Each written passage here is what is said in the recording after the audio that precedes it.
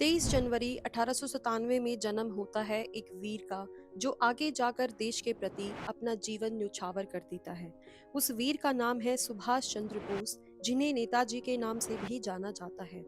Today on his birthday, let us revisit some of the important events of his life. After resigning from civil services in 1921, he participated actively in the Indian independence movement.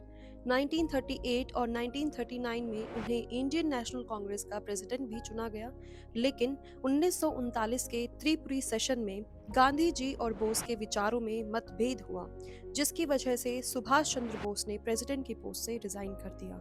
Resign करते ही बोस बनाते हैं एक forward block, जिसमें 9 जुलाई को एक all India protest की demand करी जाती है और इसी प्रोटेस्ट की डिमांड की वजह से उनको अरेस्ट कर लिया जाता है and he was put under the house arrest.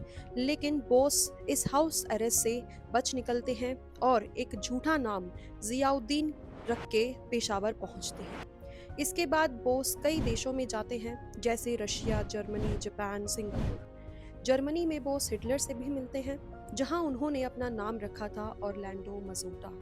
Hitler की मदद से बोस बनाते हैं एक मुक्ति सेना, जिसके मेंबर्स थे प्रिजनर्स ऑफ वॉर्स।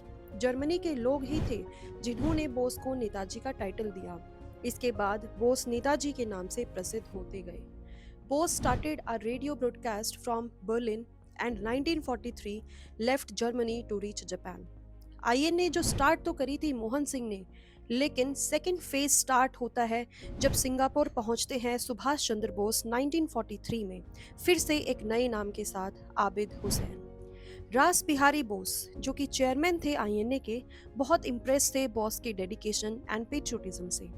रास बिहारी बोस ने 1942 को टोक्यो में इंडियन इंडिपेंडेंस लीग का गठन किया। 1943 में जब रास बिहारी और सुभाष चंद्र बोस मिलते हैं, इसी तरह उन्हें अगस्त 25, 1943 को सुप्रीम कमांडर बना दिया जाता है आईएनए का।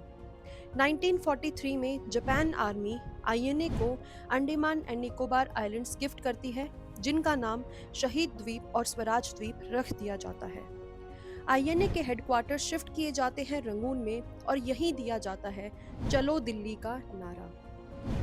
वो सुभाष बोस ही थे जिन्होंने महात्मा गांधी को फादर ऑफ नेशन का टाइटल दिया था आज़ाद हिंद रेडियो पर, जब वो गांधी जी का आशीर्वाद मांगते हैं India's last war of independence के लिए।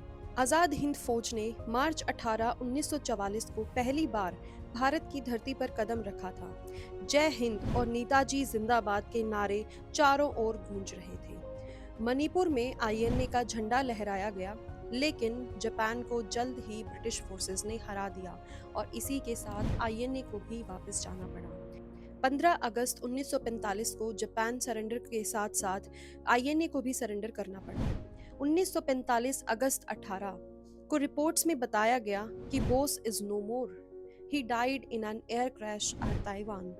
हालांकि बोस की मृत्यु आज भी एक रहस्य का विचार है।